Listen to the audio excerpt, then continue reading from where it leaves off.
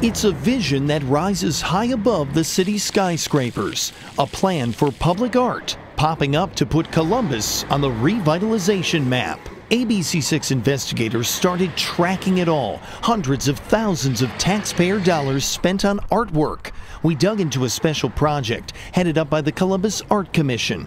A panel sought out more than 100 artists worldwide to submit their designs for downtown. One of man's great desires is to create something that will outlive him, and I do that every day. Artist Alan Cottrell feels slighted. Around every corner, bronze sculptures surround you at his studio in Zanesville. I'm God when I do this. But he wasn't even invited to submit an art plan. Not even to get a phone call, and not even to be considered for the casting. Yeah, I feel neglected. Instead, meeting minutes and approved project records we obtained show it will cost taxpayers $280,000. What is it? 2 giant humanized bronze deer planned for the banks of the Scioto River in Genoa Park. The amount of money spent on art is a very small piece in comparison to the entire amount that one spends on revitalizing an area. Remember Flowing Kiss? It was the original design winner for North Bank Park, costing you $250,000. A consultant was hired for $20,000 to oversee the project.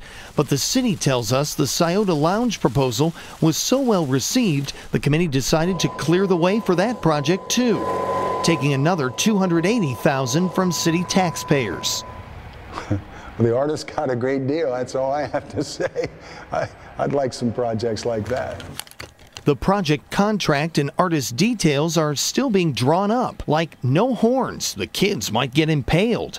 Maybe the legs on this one should be crossed. Or no sex, parents might be damaged psychologically. We talked to the artist who says he will cast and create his deer in Walla Walla, Washington, hundreds of miles away, and it's all costing you. Government waste is what it is. I mean, shame on them. They could easily have gotten a couple of art professors at Ohio State to oversee it. In fact, Cottrell already has 2 works at OSU. Look familiar? And we kind of think he's a winner. Woody Hayes.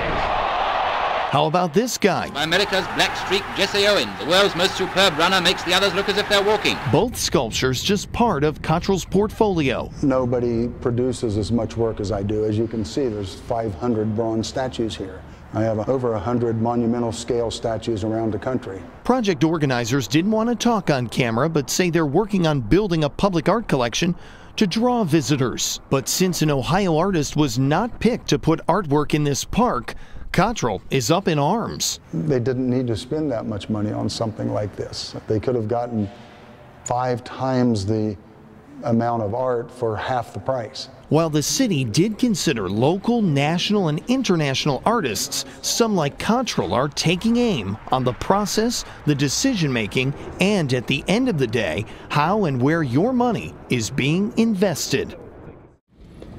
We realized he wasn't coming home.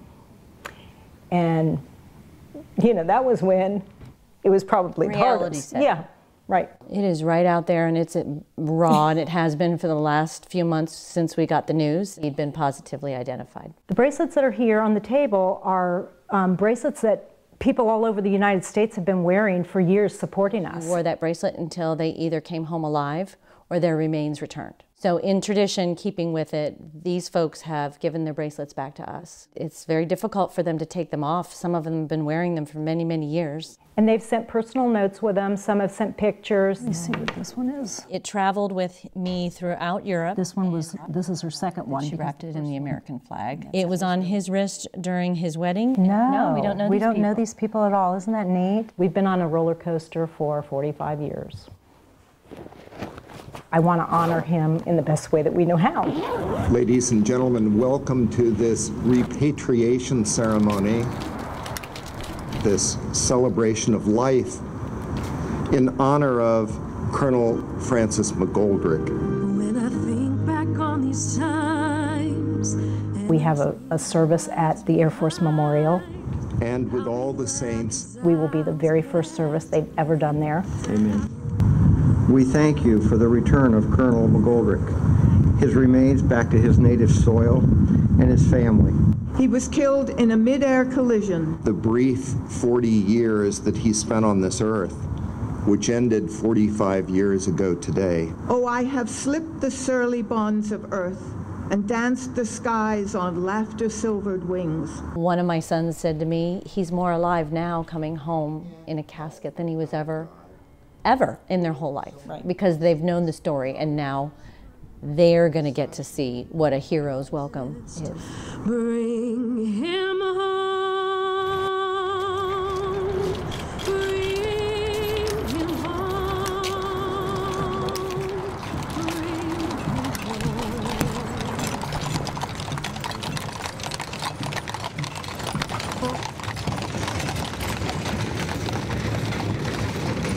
Feeling very honored to be in the hallowed ground of Arlington Cemetery.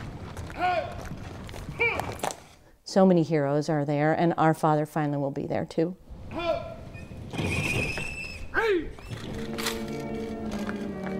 The anticipation of leading up to and the magnitude of the story and the effect it's had not only on our family, but our friends and our extended family and all the people that have come in contact with us. We're going to collect all of these, and we're going to put them inside the casket with our father's remains. Mm-hmm.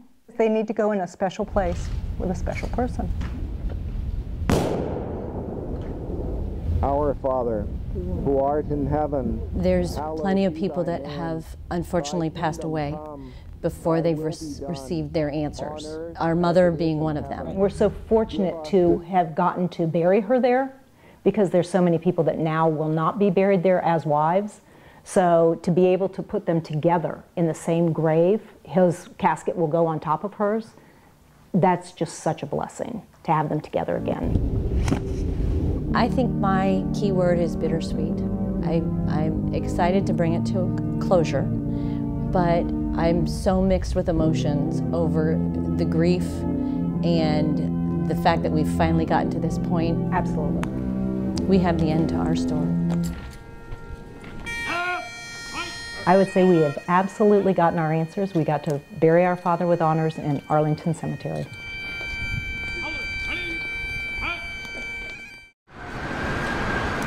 Beyond the iron bars, below the state seal, and above the parking garage sits the Ohio State House, a place for the people, a place that's under watch. You'll see a lot more of a presence from the Highway Patrol. Securing this space means more of your money, not in the form of uniformed state troopers. 60 miles away in Zanesville, Ohio. I like my job. I like working with wood, so I can't imagine doing anything else. Woodworkers are cutting out a new form of security. It's neat working on something that could protect someone's life in a tragedy situation.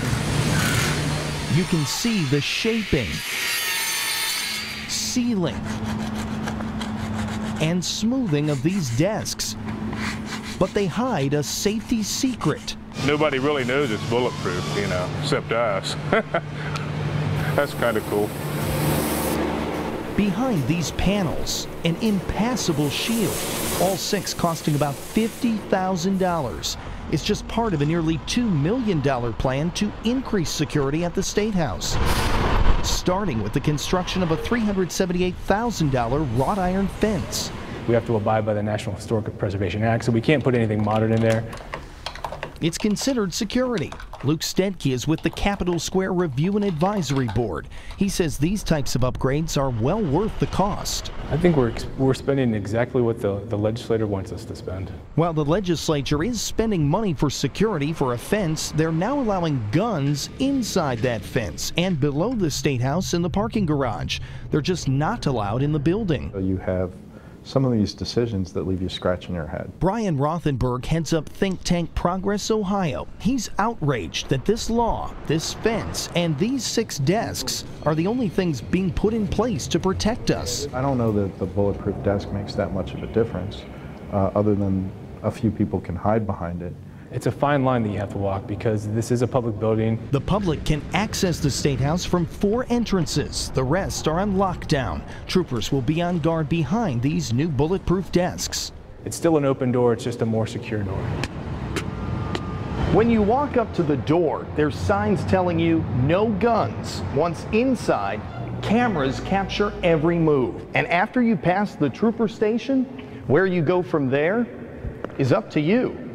If you're really worried about security, it's not money that's going to keep that from happening. It's common sense, like we don't need guns in the parking garage and we don't need guns on the front lawn.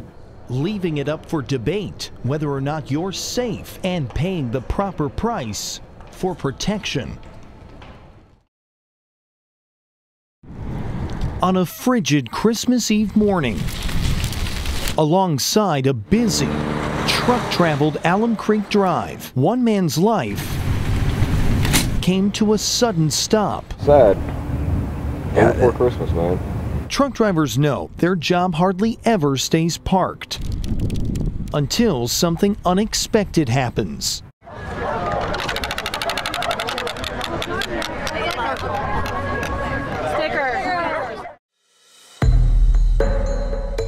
I met him online. It was the last thing Mackenzie ever thought would happen. Through a website called. To go from emails. He and I have been talking for about 3 weeks. To face. He tries to make a move on me about 3 times. And every time he does, I tell him, you're not getting anything more than cuddling. To rape on a first date. When I wake up, he has me on my stomach. He is holding my arms down. Left there at dawn, alone, violated by a guy she says didn't even bother to shut the door. Mackenzie's chance for justice began slipping away. I almost didn't go to the hospital. It took my friend a solid hour and a half, 2 hours to even convince me to go to the hospital. Sue Wismar from Sarnco says that kind of hesitation is not uncommon. Now, we can't go over the entire Ohio law when it comes to child care, but what we can do is draw you a few examples. A house with 7 or more kids is regulated. Daycares with 7 or more kids are also regulated. But home daycares with 6 or less kids are unregulated. That is, unless they get public funds for the child care, then it needs to be certified by the county. We found 2 systems to identify one student. This is Beth. Her teachers here know her by her name. This is also Beth, but the Department of Education only knows her as number 628-628. To give you an idea of just how powerful a falling TV is, we got a bunch of recycled ones and a bunch of watermelons. So now you can see what happens when curiosity meets an unsecured TV. If he was here, he would have to pay $20 a day for a wound vac. But on average, Medicaid shells out more than $200 a day for Kennison's treatment at this nursing home. OEM stands for Original Equipment Manufacturer. On your insurance estimate, this shows up as OEM. The Ohio Department of Insurance says no policy promises to use OEM parts. Instead, they'll use aftermarket parts, which are new, but they're not made by the manufacturer of your car. Or they'll use used parts, meaning that they were bought from a salvage dealer. For instance, on your insurance estimate, used parts show up as things like L, K, Q, meaning like, kind, or quality. Or Q, RP, quality replacement parts. But they gave us this supply list. Medicaid will cover gauze, bandages, and wound fillers in the home. Still, medical equipment like the wound vac is missing. Think of it like this. That price tag could pay for 1 year's tuition for 18 in-state students. Then there's this. I mean, that's the price of a house. In fact, this 2-story house in Hilliard lists for $190,000. Large kitchen, 2 bedrooms, loft upstairs, furnished lower level rec room. Don't miss this $190,000.